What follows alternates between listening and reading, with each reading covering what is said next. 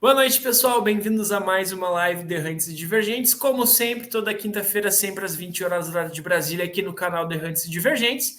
E não diferente, sempre com um convidado, uma convidada especial. Hoje, aqui embaixo, a gente tem a nossa convidada de hoje, Rosângela. Rosângela, boa noite. Obrigado por ter aceitado o convite. E aqui do meu lado, daqui desse lado, Rodrigo, o grande host do projeto Errantes e Divergentes. Rodrigo, mais uma quinta. Que momento. Boa noite. Mais uma quinta. Não Christian, boa chora, noite. homem. Deixa para chorar durante a live. Não começa chorando. Bom, vamos lá. Boa noite, Christian. Boa noite, Rosângela. Seja muito bem-vinda.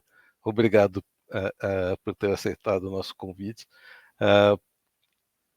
Antes de mais nada, para quem não conhece a Rosângela, ela só colocou o nome dela Rosângela, né? Mas é Rosângela Vieira Rocha, é uma das maiores escritoras do Brasil. Tem um sem número de livros publicados. Mas nunca ouvi falar nela. Bom, dá um Google que você se perde.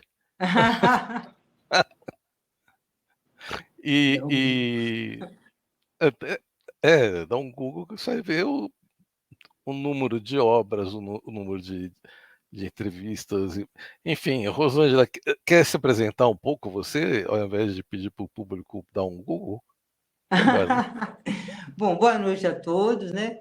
Eu agradeço muito ao Rodrigo, ao Christian também, porque estamos aqui hoje nesse encontro que eu quero que, antes de tudo, ele seja um momento de alegria, assim, um encontro bom, um encontro descontraído, né?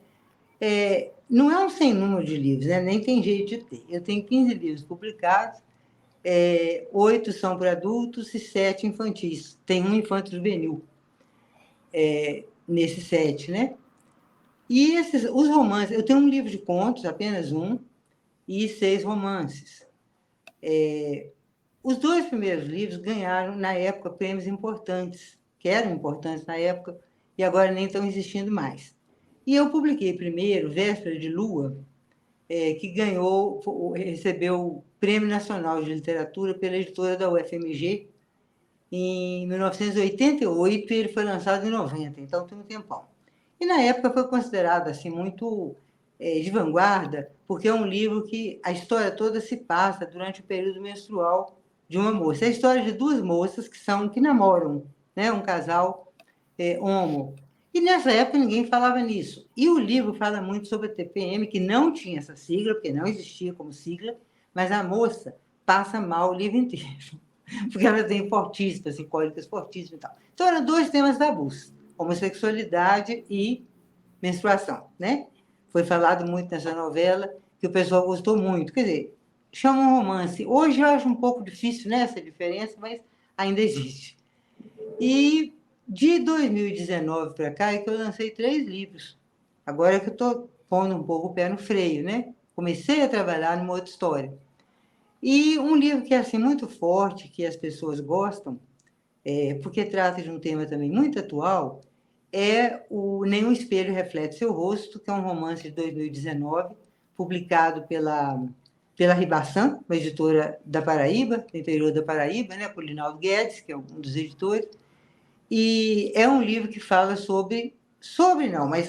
tem um vilão, que é narcisista perverso.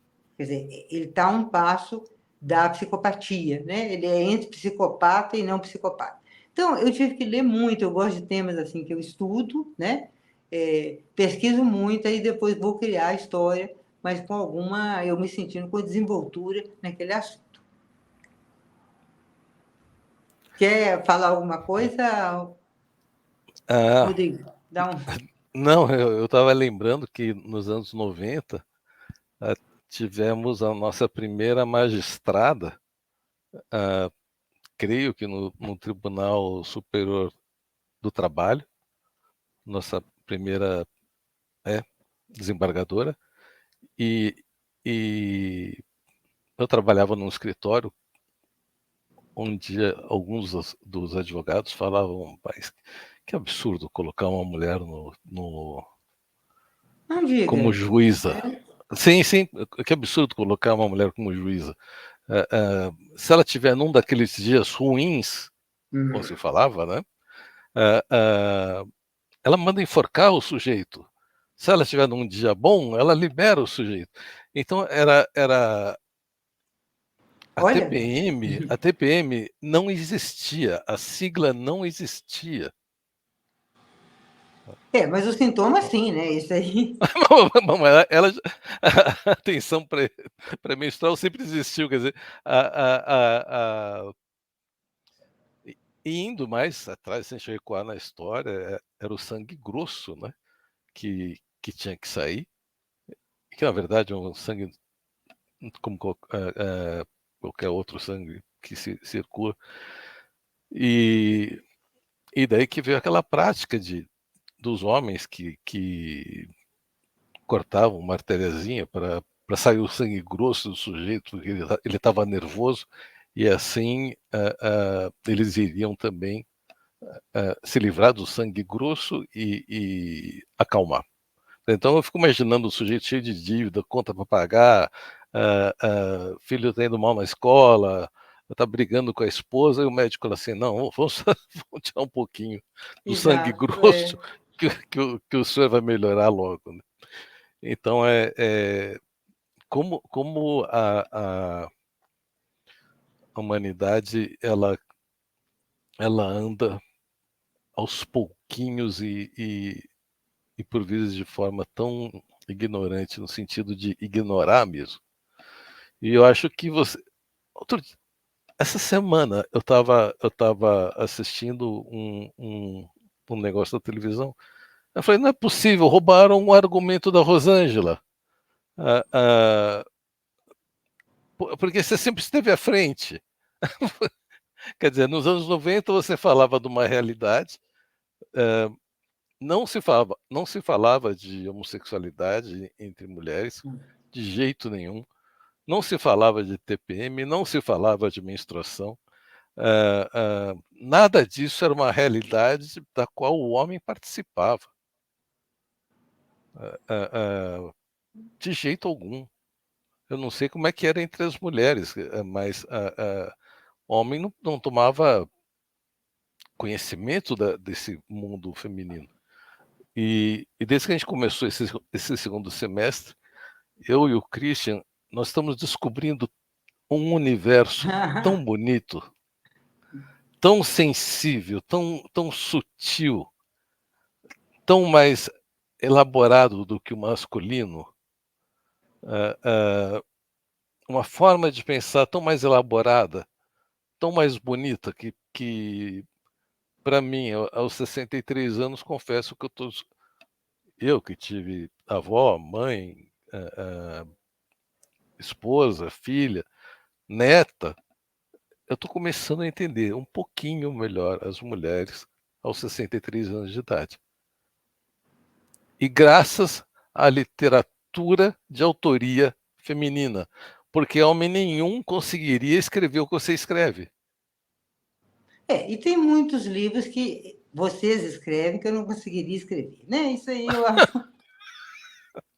Por exemplo, olha, vamos a um autor um pouco mais antigo, do qual eu gosto muito. No momento ele não está muito na moda, mas esteve demais há algumas décadas, que é o Saint-Exupéry, né? Saint-Exupéry, aquele autor francês que também era piloto, que eu acho um escritor excelente, eu acho maravilhoso, sabe, os livros dele, Piloto de Guerra, é o criador do Pequeno Príncipe, né?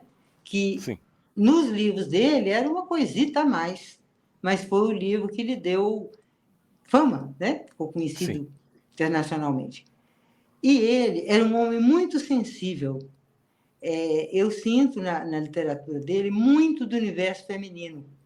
Ele tinha uma babá que ele amava, né? Que foi babá a vida inteira. Não sei se vocês já leram, algum de vocês, o Antoine de Saint-Exupéry, mas essa babá tem umas passagens que são belíssimas sobre a babá. Sabe assim, uma coisa. Então Esse você vê que livro alguns homens são muito afiados também, né? quando o homem consegue ter essa segunda visão, ele é abençoado. Agora ele era tão assim, e também ele era muito mulherengo, ele era casado, mas tinha um problema, né? Casado até com uma moça da América Central. E porque ele entendia demais e acabava criando mil histórias, né? Eu não Entrava sabia que ele era mulherengo. Nossa, uma coisa incrível. Um É, grande sedutor, assim, digamos, né? sei, Meio de carreira. Aham. Essa coisa da sedução que até certo ponto é narcisista, né? Mas um sim. perverso, acho que ele não era, não. E também eu não poderia dizer isso, que eu não sou especialista. Mas ele era muito sensível. Eu lembrei dele porque é um dos homens que eu acho assim que entenderam muito bem o universo feminino entre os escritores. Há outros, né? Mas a gente não está aqui para falar exatamente sobre isso. E estamos abrindo o leque mais. Aqui a forma e conteúdo é seu. Fique totalmente tranquilo e à vontade para falar sobre o tema que você quiser. E Bom, sim. Eu só não, queria pode complementar prosseguir. o seguinte: se alguém me pedisse assim para dizer pouco sobre o meu trabalho, em poucas linhas, eu diria que, no meu entendimento, né, eu gosto muito de temas atuais, tá? Não é o problema de temas atuais, temas que estão, como é que eu diria, que estão assim emergindo, sabe? Uma coisa que está saindo. Você está vendo que aquilo tem como se fosse um fogaréu, um vulcão. Tá. E essas labaredas vão sair, estão mais ou menos saindo. Eu tenho, sim, eu capto muito depressa essa coisa do coletivo, né? E eu sinto, assim, eu não trabalho com tema nenhum com o qual não me identifique ou que eu não entenda. Por exemplo, há escritores que são bem, assim, que fazem uma literatura muito voltada para a questão da classe social. Isso é errado? Não, não é, né? Cada um vai escrever sobre o que achar importante. Eu gosto de uma coisa um pouco mais, quer dizer, é o que eu sei fazer, é mais intimista um pouco, mas Sim. dentro dessas temáticas, né, que estão e que causam sofrimento às pessoas, né? O narcisismo, que não é uma prerrogativa masculina, há mulheres narcisistas, né? Todas as pessoas podem ser. Isso aí está sendo uma ferida para muita gente. Eu percebi isso quando eu lancei no Espelho. Até hoje há pessoas que me escrevem dizendo que compararam um pouco com seus companheiros da época ou da agora, e que aí chegaram a uma conclusão. Sabe, é um livro que não foi feito para isso, mas tem dado toques nesse sentido. Não que ele Qual, não se pretendeu, hora nenhuma, ser livro de autoajuda, ele é um romance, mas tem sido, parece que um pouco assim, sabe? desculpa, qual que foi esse? É o Nenhum Espelho Reflete Seu Rosto, o romance de 2019, da Ribassan. Que tá difícil pra caramba para encontrar esse livro. Não, na editora Ribassan não é, não. Não é não? Não, a Ribassan tem um Tem, estoque. que- tem que ir Tem. direto na editora? Inclusive, Tem. Ou então comigo, que vale, eu tenho alguns exemplares ainda. então vale Tá. salientar, galera. Primeiro procurem a Rosângela e quando a Rosângela não tiver mais, aí procurem no link que vai estar na descrição aqui para você adquirir esse livro. Tá certo. Rosângela, Depois. deixa eu te fazer uma perguntinha. Desculpa te cortar, mas é que Não, é muito importante até para pegar o gatilho, né? Que você falou que você trabalha bastante com esses temas mais intimistas, né? Ao mesmo tempo que existe essas pessoas que te mandam mensagem que gera esse gatilho para elas mesmos reverem suas atitudes, né? Existe também pessoas que leem o livro e criam um preconceito por conta do tema. nunca ouvi falar. Se existe, Uhum. essas pessoas não apareceram para mim, se elas existem, tá? Ainda bem. O livro tem uma heroína, digamos assim, a personagem principal, não vou falar heroína, é porque ele é um Uhum. vilão. Eu não sabia que estava fazendo um vilão, mas é. E ela é joalheira. Então, tem muito a respeito de pedras preciosas, que é um assunto que eu gosto muito e que eu já fiz curso de gemologia. E ela é uma joalheira, início de carreira, que quer se. Ela abriu uma joalheria, a Ellen, que é uma moça nova, digamos, na faixa assim, de 40 anos. Perto de mim, sim, né? Nova, proporcionalmente. E ela, então é a história dele com ela, né? Depois desse livro, eu escrevi um romance que tem muito a ver, assim, foi inspirado numa irmã que faleceu em 2019.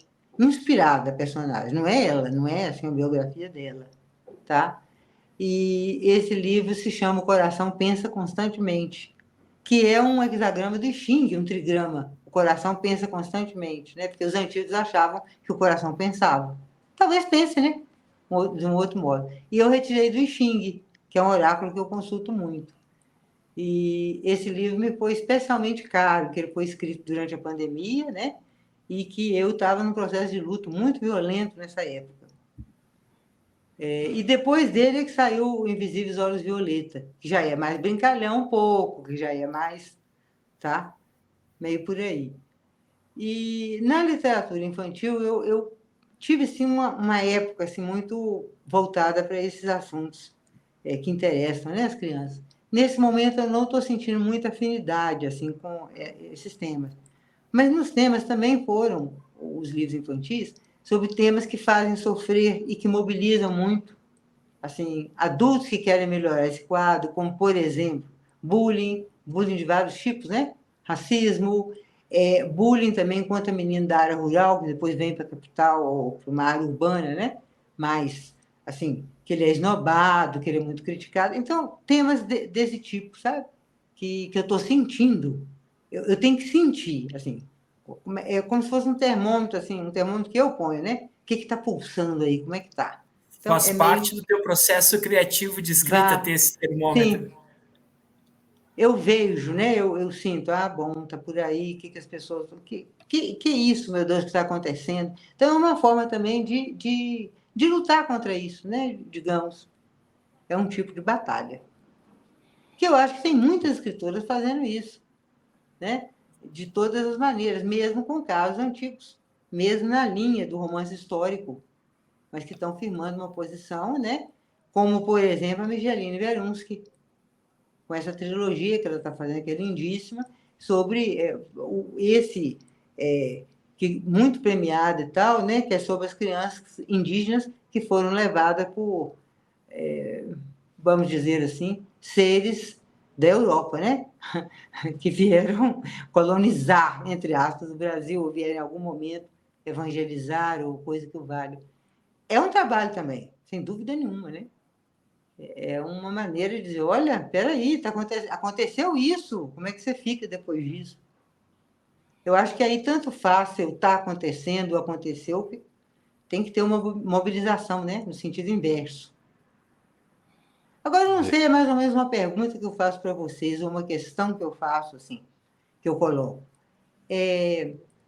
A literatura realmente mobiliza, vocês acham? Nos termos que ela é feita no Brasil, quer dizer, a gente, que em geral vende muito poucos livros, né? Poucos exemplares. Isso vai variando um pouquinho. Agora, Posso falar? sim, para vocês falarem. Eu acho que, por exemplo, a gente está num momento onde tem filósofo para tudo quanto é canto. Você tropeça na rua, você esbarra num filósofo. Aqui em São Paulo, me sinto em Atenas de tanto filósofo que existe. E você próprio não é? Não, eu não me considero. Não, a minha visão é que não existe filósofo contemporâneo. Que a filosofia está mais dentro da astronomia, da astrobiologia, do que na própria filosofia. Mas o que eu diria é que o Brasil tem uma extensa e maravilhosa tradição em literatura. E literatura filosófica, literatura psicológica. Então, se a gente pegar Machado de Assis, Lima Barreto, a gente vai estar dentro de um universo tão maravilhoso e lendo o pouco que eu li, desculpa, porque ainda quero ler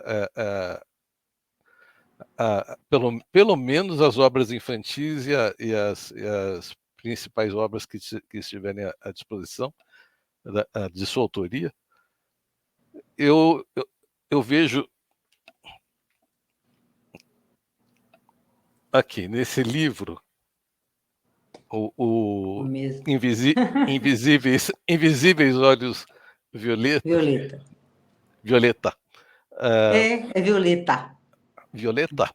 Porque é cor de violeta. Cor de violeta, cor dos olhos olhos violetas não tem plural, não. Da Liz Taylor, né? Bom, primeiro, a sua escrita que eu achei de uma elegância. De uma elegância. Então, não sei se é para a própria da personagem Cibele, mas eu achei que era própria sua mesmo,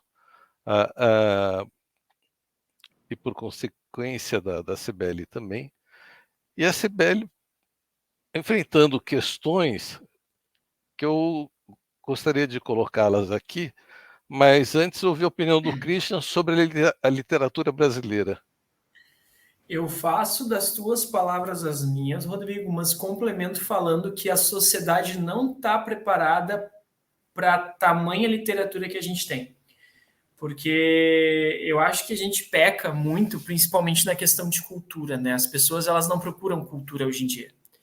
Hoje em dia é muita geração TikTok, a geração YouTube, que é o que bomba, infelizmente. Quer dizer, felizmente porque tem canais bons, mas infelizmente porque tem muita coisa ruim, né? E como tu falaste, Rodrigo, tem muita obra boa aí, tanto histórica como contemporânea. A gente tem aqui uma ótima escritora aqui com a gente, não é querer puxar o saco, né? Mas as pessoas elas não procuram, as pessoas elas não têm interesse de ler. Então isso acaba prejudicando, como a Rosângela comentou ali nos tópicos, né, da pouca venda de livros que a gente tem no Brasil. Outra que a gente tem uma grande, até um dos nossos convidados já tinha falado, né, que as pessoas elas compram muito digitalmente e às vezes a grande, não vou dizer retorno, mas quando uma pessoa escreve o livro, é a forma dela conseguir sobreviver. Ela escreve da sua arte.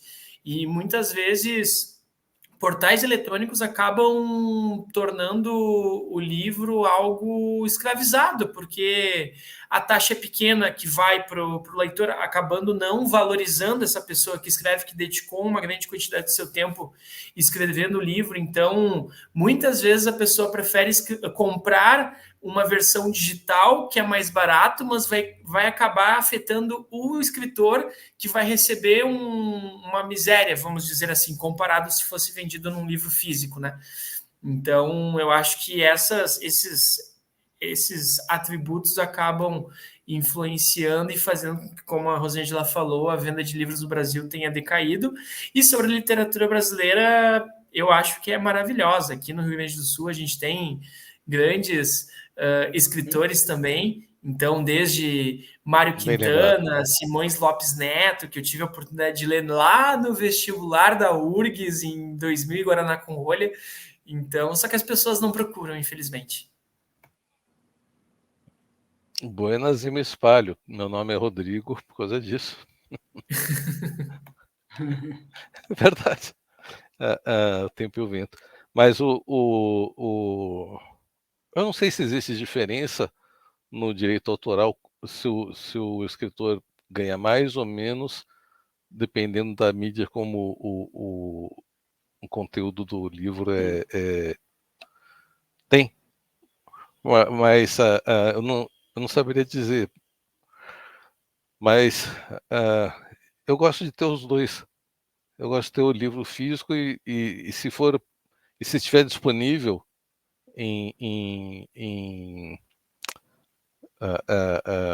na internet, em meios digitais, falando pelo Kindle, comprar pelo Kindle também, por uma questão simples de viagem.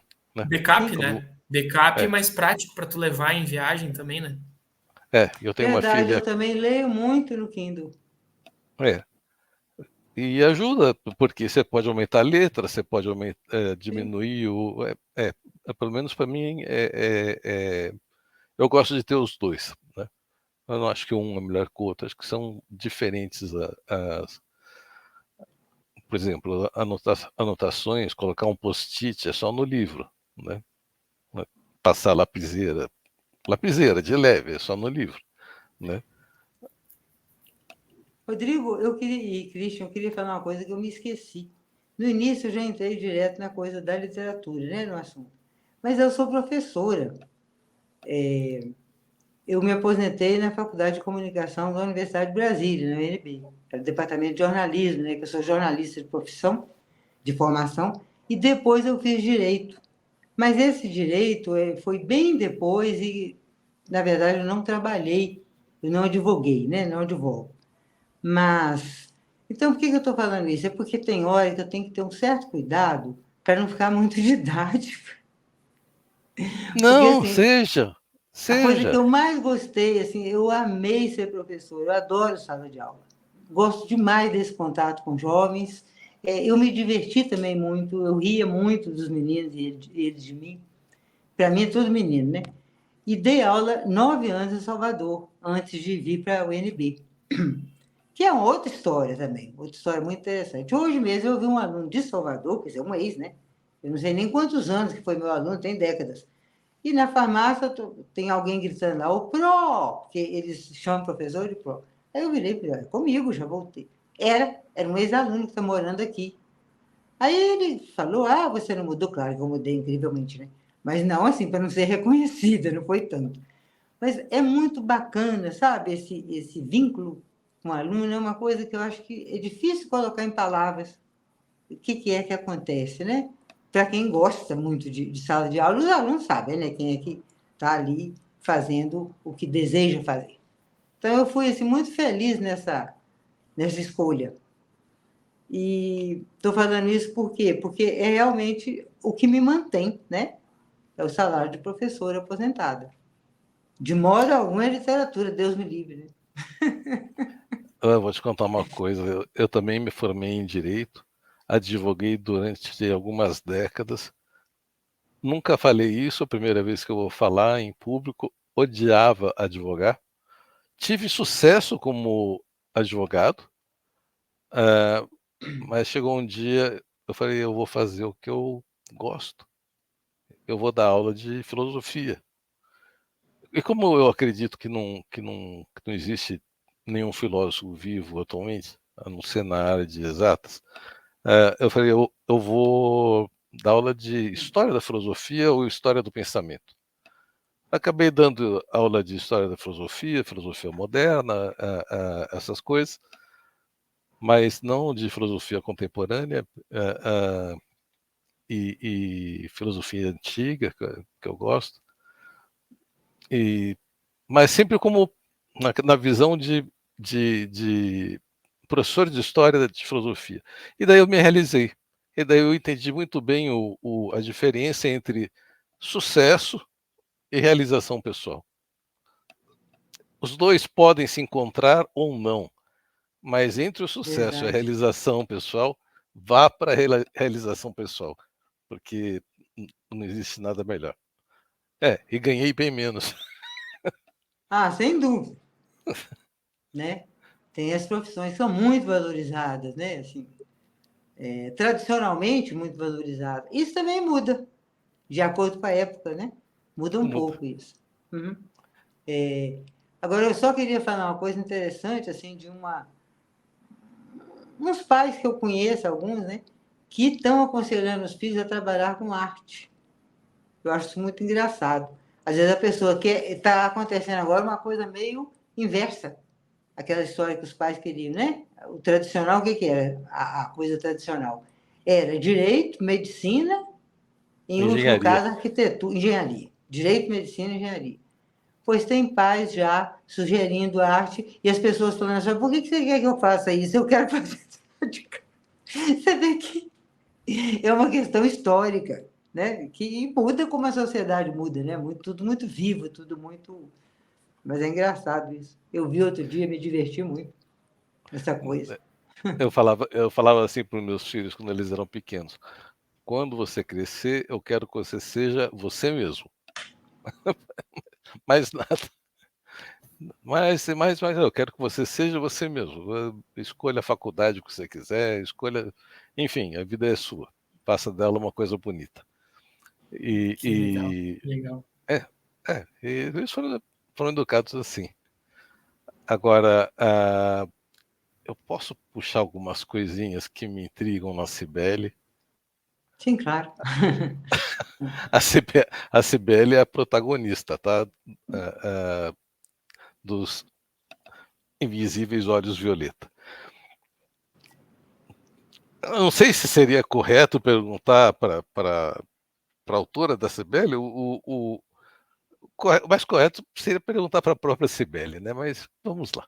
O Olhos Violeta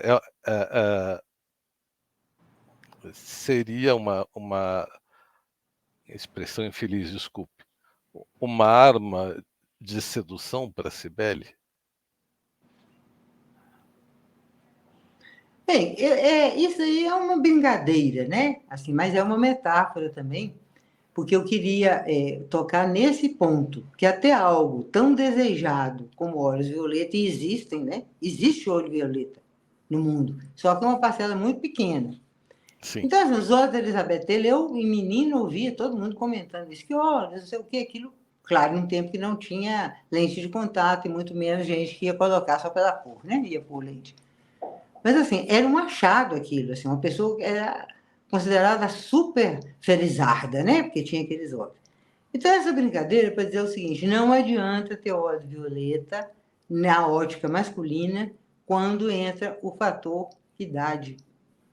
Então, existe sim o etarismo, claro, ele é palpável, ele é absolutamente palpável. Agora, isso é a Cibele mesmo, né? Assim, eu não tenho essa desenvoltura da Cibele, né? A Cibele é muito. Ela tem muita coragem, né?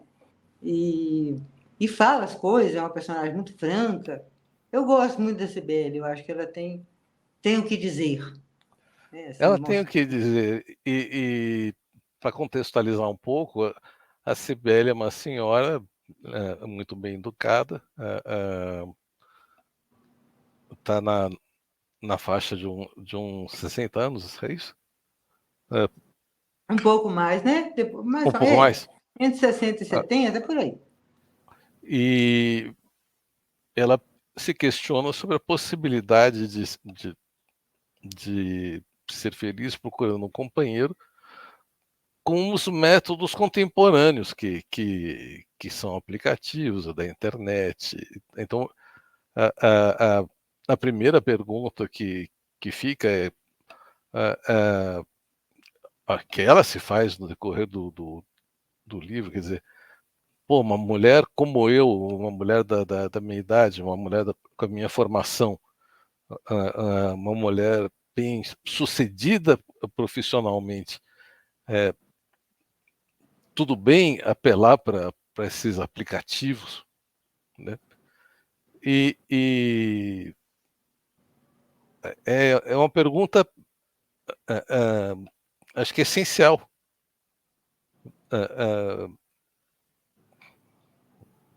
Super essencial. Outra coisa é lícito. Olha o direito fazendo ato falho. Fazendo ato falho. Como diria o Christian, é de boas uma mulher como a Cibele procurar um rapaz mais jovem, sair com um homem mais jovem, um sugar baby, né? Cibele tem uma amiguinha que fica lá falando na orelha dela. E a Cibele ainda tem coisas que se a Rosângela não falasse, eu nunca teria me tocado, que é o comportamento cafajeste do homem, que deixa a mulher esperando, que faz joguinho para ligo, não ligo, eu vou dar uma canseirinha nela para telefonar, eu vou dar um sumiço. Então a Cibele ainda passa por todo um comportamento masculino que não evoluiu. Não interessa quantos anos o sujeito tem, ele sempre age como um adolescente, é isso? Eu acho que Eu é. queria falar uma coisa assim que é meio em defesa, em certo sentido, dos homens, tá? Defesa, assim, entenda. Isso é uma questão estrutural, essa questão do machismo no Brasil, né? E me parece que esse momento é um momento de uma certa perplexidade masculina. Eu acho que a coisa chegou num nível, assim, a evolução das mulheres foi tão rápida, isso no mercado de trabalho, como seres humanos e tudo mais, que deixou também uma coisa, como é que eu diria? os homens ficaram meio perplexos, sem saber quais são os novos alicerces, como é que eles vão, em que eles vão se pautar, porque eles estavam habituados, né, com vários séculos, de um outro tipo de comportamento. Claro, ia mudando, mas é uma evolução muito lenta. E, de repente, as mulheres dão um salto, eu considero isso, um salto, inclusive, histórico. E nisso, o que acontece? Eles estão um pouco, vocês, né? Enfim, se vocês aí entendam, é bem genérico, bem amplo, ficaram um pouco sem referências. Peraí, se não é assim que é para eu fazer, como é que é para eu fazer? Eu tenho a impressão que isso vai ser ajustado em algum momento, na frente. Eu não vou ver isso. Vocês eu não sei. Eu dificilmente verei isso, né? Porque tudo que é cultural é muito demorado. Mas eu acho que houve sim esse salto. Vocês concordam que tem um desequilíbrio aí na evolução por um lado? Christian, responde, você que é mais jovem, depois eu respondo. Cara, eu tô pensando aqui. Vou deixar tu primeiro, depois eu vou responder. Você vai me deixar nessa saia justa? Veja bem, a, a, a minha mãe, ela se separou do meu pai numa época que não se separava, a mulher ficava falada. Quando ela se separou, ela falou: nunca mais vou usar uma saia. E só usou calça até o final da vida. Ah, daí eu me casei primeiro com uma advogada. É difícil casar com advogadas, elas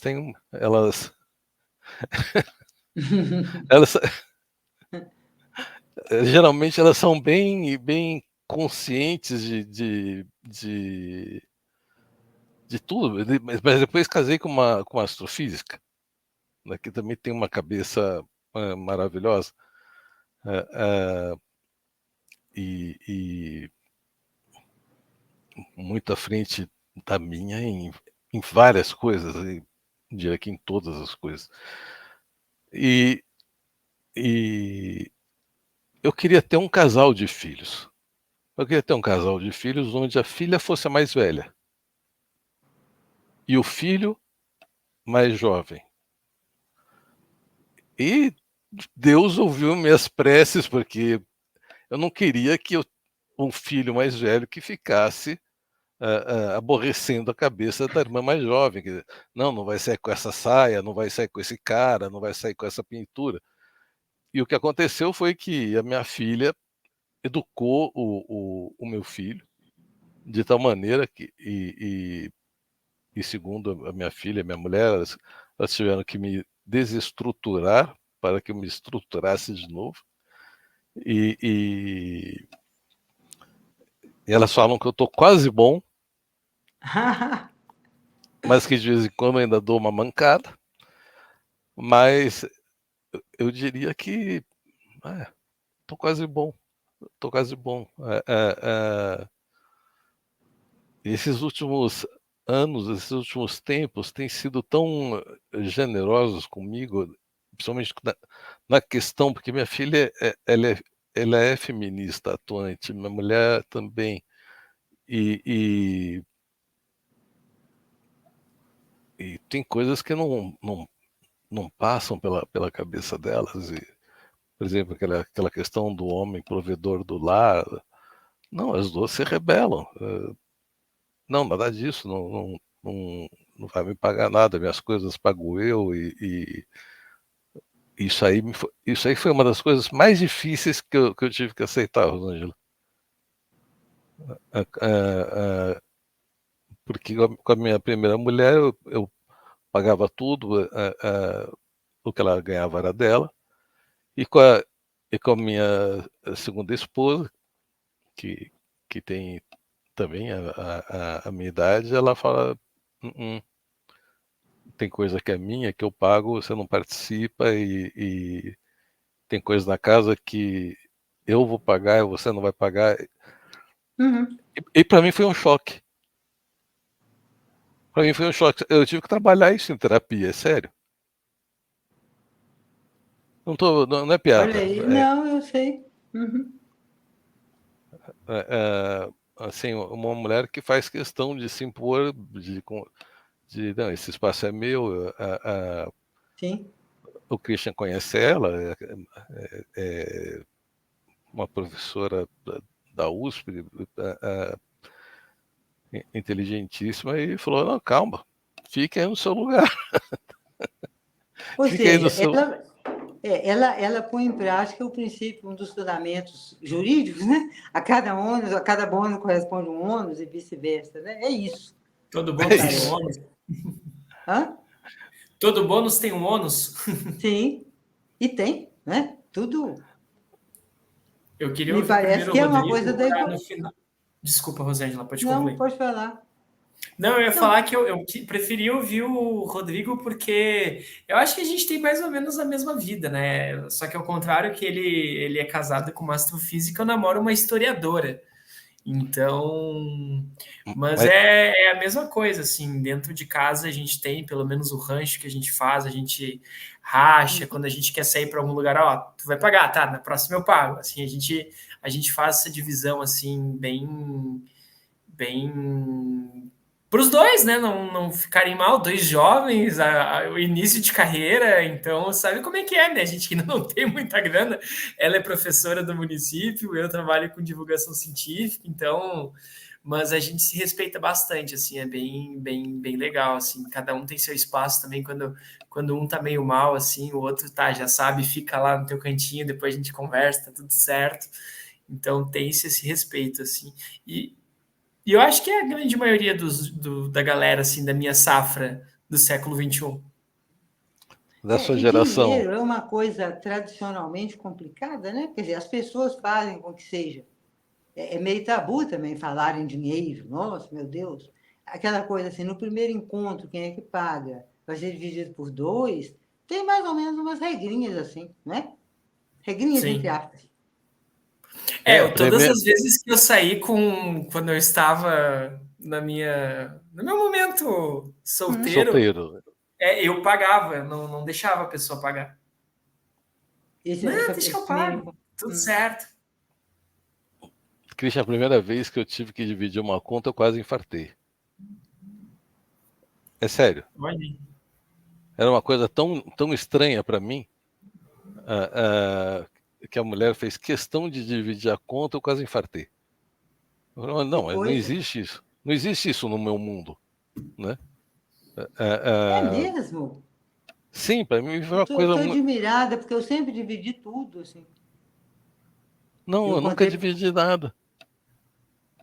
E não me passava pela cabeça convidar alguém para jantar fora e dividir a conta. Eu estou te dando um bônus e um ônus, vai pagar metade da conta. Mas isso é a primeira vez, né? Depois, com mais intimidade, eu acho que a coisa. Não sei, nós não somos especialistas nisso, né? Essa questão Não. dos usos e costumes não são os nossos. Não é a nossa área. E o Christian tem idade para ser meu filho, então, então É outra é outra história. geração. É outra geração. Daqui 2 anos, quase 30. Então, eu tenho mais que o dobro da sua idade, tranquilo. Então, mas eu acho que os jovens. Rosângela, eu não vou chegar a ver isso. Não, eu Ah, não vou ah, ver. mas Veja bem. eu tenho uma neta de 6 meses de idade, quer dizer, nasceu agora há pouco tempo, e fico imaginando como será o mundo na época dela. Eu sou otimista, eu acho que será melhor. Pela mãe que ela tem, ela vai ter mais emancipação, ela vai ter mais liberdade, o princípio da Sim, autonomia, da liberdade, autonomia da escolha. eh, eh, Ela vai ter, porque isso aí também foi outra coisa que eu fiz questão de. A única coisa que eu não negociava com os meus filhos era higiene bucal. hum, Era a única coisa que não era negociada em casa. Escovou o dente? Não, então vai lá e escova. E escova direito, senão vai ter que voltar aí. Todo o resto era negociado. Mas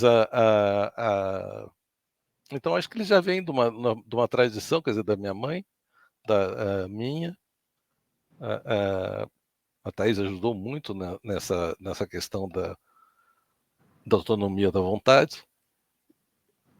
Meus filhos, eles nunca falaram, pai, eu posso fazer não sei o quê. Todos eles falam, pai, eu fiz não sei o quê. Uhum. Eles me comunicam o que eles já fizeram, né? Minha filha foi morar em Campinas, falou, pai, estou morando em Campinas. Eu falei, mas como? Né? Ah, se eu contasse antes, você ia ficar triste. Eu falei, pô, agora eu tô... Enfim, eles são muito engraçados. E daí eu fico pensando, e a filha dela vai ser como? Quer dizer, vai ser ela elevada ao cubo? Alguma coisa assim, né? Enfim, mas será que ainda vão ter que lidar com as patetices do homem? Será que estruturalmente essas patetices já não terão sido alteradas? Eu espero que sim. Agora, eu não chamaria propriamente de patetice, sabe?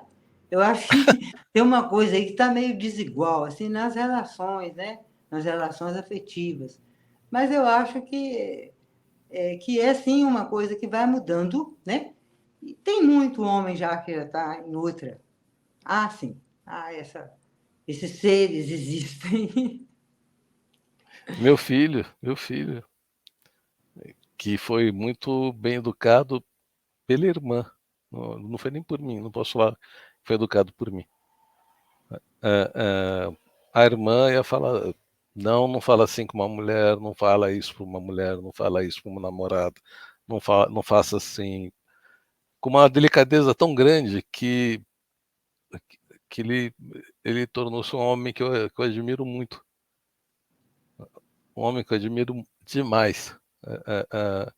E não por minha conta, não, por conta da minha filha, da mãe, da minha esposa, e que deram a ele uma visão de mundo e de mulher muito, muito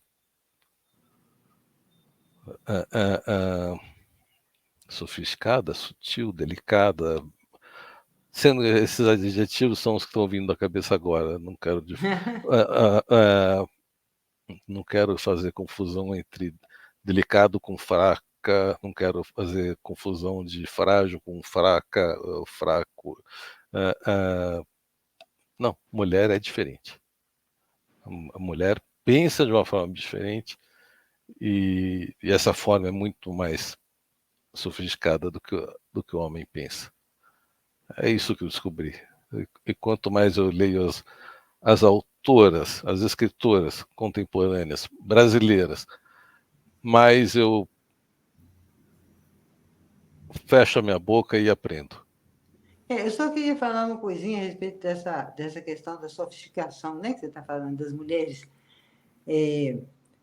Existe na crítica feminista, né, se a gente for olhar historicamente essa questão da autoria feminina, há umas teóricas espanholas, quer dizer, há em vários países, mas eu conheço por alto, bem por alto, mas elas cunharam uma expressão muito interessante, quer dizer, foi a escritora Carmen White que criou espanhola, que as mulheres eram mulheres ventaneiras. Que isso, né? Mulheres janeleiras, se fosse em português, porque ela diz o seguinte, que as mulheres aprenderam a ver o mundo pelas frestas das janelas, que é o que se tinha atualmente, né? Quando as mulheres não saíam à rua. A rua era o lugar dos homens. Então, uma realidade que já chegava era uma coisa assim, quem está vendo de dentro, mas o de fora vem até ela, não é ela que vai lá buscar. Então, claro que é uma visão, claro, é uma metáfora, mas é uma visão muito mais intimista e de quem está vendo assim, pegou as frestinhas, viu uma nesga, viu mais aqui, tem que reparar muito para conseguir ver, né? E eu acho muito acertado isso, acho genial essa coisa aí da crítica feminista, sabe? Essa expressão. E que passa uma grande coisa, né? As mulheres ventaneiras. Lindo, né? Lindo, né? Lindo. Rosângela, já entrando também nessa temática, né, sobre questão das diversas temas que a gente tem da sociedade, né? Tu tem outros livros que também abordam esses temas, né? Quais são os seus livros? Como é que a gente faz Pensando para aqui. encontrar? Como é que a gente faz para Pois encontrá-los? aí varia, sabe? Tem que ver qual editora que fez. Por exemplo, o Invisíveis Olhos Violeta eu agora encomendei, porque eu estava sem exemplares. Encomendei alguns. é a editora Ventania, acho que é Ventania mesmo, sou danada em nome, viu, gente? Eu erro às vezes, eu esqueço. Ventania. Mas é Ventania da Rosa Amanda Strauss, né, do Rio. Então, na editora Ventania ou comigo. Eu acho que eu poderia deixar o meu e-mail depois, né? Claro. Acho que é o lugar mais pode deixar, interessante. pode Posso deixar deixar já? já. Claro. Tá. Bem, para quem tiver interesse, né, em conhecer esse trabalho, é Rosavi, ROSAVI, Rosavi de Rosângela Vieira, @uol.com.br. Esse é um e-mail muito antigo, assim, que meus alunos até falavam, a Rosavi chegou. Eu era a Rosavi, né? Porque é um nome muito bem pensado, eu achei, assim. Foi até um aluno que sugeriu. Eu vi a Rosa eu vi, Rosa vi, e as pessoas decoravam, né, os alunos. E porque eu me sinto assim, eu me sinto antes de tudo professora, sabe? Eu realmente amei, assim, eu gosto muito de sala de aula ainda quando eu tenho oportunidade de ir, né? Foi muito muito bom isso. Bem, o primeiro livro ele era muito ligado assim à minha própria vivência, que é o Rio das Pedras, que ele ganhou a Bolsa Brasília de Produção Literária de 2001, me parece. Foi o primeiro livro que eu escrevi, mas ele saiu depois do Véspera de Lua. É engraçado, porque eu me inscrevi no concurso com 2 livros por dia nessa época, que era um concurso da editora da UFMG. E eu entrei com os 2 e eles tiveram uma certa dúvida, assim. Eu torci por Rio das Pedras, que era o primeiro filho, mas quem ganhou foi o Véspera de Lua, que é esse que eu já falei, né? Sobre um relacionamento. Era uma fase tentando desfazer as duas, aquela relação. Coisa muito difícil, né? Qualquer, seja hétero, seja homo, bom, enfim. Eu gosto muito de spoiler, eu pessoalmente, mas ninguém gosta, então eu não posso dar os spoilers todos. Eu gosto porque eu cheguei a muitas obras por causa do spoiler, graças a ele. Eu faço uma brincadeira até no Facebook com isso.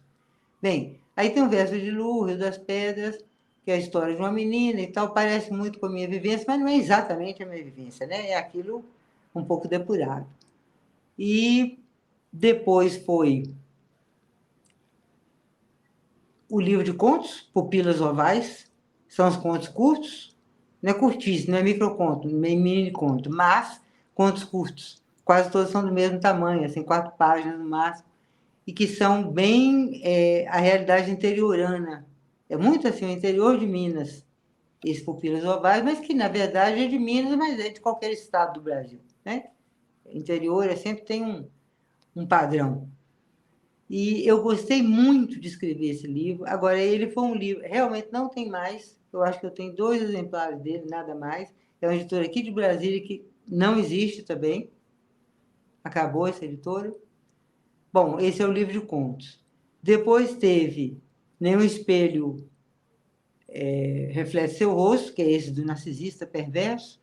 Depois teve Coração Pensa Constantemente, que é inspirada, tem uma personagem que é inspirada na minha irmã, mas que, na verdade, é um livro muito sobre luto e sobre relações entre irmãs, que é um assunto que eu sempre gostei muito. Essa questão e que a gente, de certa maneira, trabalha no Mulherio das Letras, né? No movimento, que é onde eu estou lá firme desde um primeiro momento, né? E a gente trabalha muito com essa questão eu não gosto da palavra, mas é a sororidade. Hoje existe esse substantivo, né? Assim, a gente lida com isso. Que é puxar mais pelo lado das relações entre mulheres, mas o que há de bom nisso. E não aquela coisa, as mulheres são rivais, uma mulher. O que não é verdade, né? Às vezes sim, às vezes não, mas eu acho que o que permanece mesmo é uma grande sensação assim, de irmandade, irmãs. Eu acho que isso é muito forte nas relações entre as mulheres. Então é isso, e depois Invisíveis Olhos Violeta, que é esse sobre o qual nós falamos muito, né? E o próximo eu não vou adiantar nada, porque eu ainda estou experimentando, assim, se eu vou pôr o pé ou não, Olha só. do que eu estou pensando. É tão difícil, assim, encaminhar a história, né? Porque é mais ou menos feito primeiro na cabeça, de alguma maneira. E eu estou encaminhando ainda, estou engatinhando. Então, realmente não dá para falar agora, mas já estou pensando, né? E vamos ver até quando isso haverá alguma inspiração ou se como é que vai ser, né? Que maravilha. Só que eu tive uma irmã se é a irmã mais velha, ela nasceu prematura e viveu pouquíssimo tempo. A falta que ela fez, a falta que eu sinto dela, porque foi uma casa com 3 homens, 3 irmãos, Sim. mas que horror, que horror. Era Terceira Guerra Mundial todos os dias. E Tivesse todos os uma outros irmã, são homens? Só tinha ela de moça? só ela. Que, Ah, que, fez mesmo. que falta que ela fez. Christian, em função do tempo, eu vou caminhando para o encerramento, mas eu vou te dar um conselho pessoal. Onde tiver 2 ou mais mulheres conversando, peça licença, sente-se e escute de boca fechada. Aprenda. E não se manifeste. E não se. Mas olha, isso também é preconceito, sabia? Sabia. Porque vai falar e vai se dar mal, é isso? Essa a ideia? A ideia de que a mulher é muito mais inteligente do que o homem. Não, não é verdade, né? Não é bem por aí.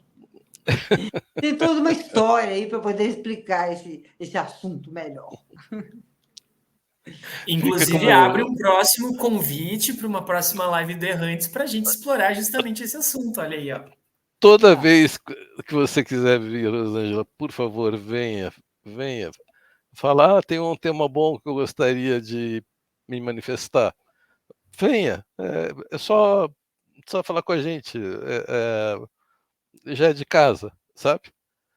Se aparecer amanhã, surgiu um assunto que vai É. causar polêmica e que você queira se manifestar, ou que, enfim, ou que você queira se aprofundar, falar, gostaria de, já está dentro, tá, foi uma delícia a nossa conversa hoje, foi um encontro e tanto.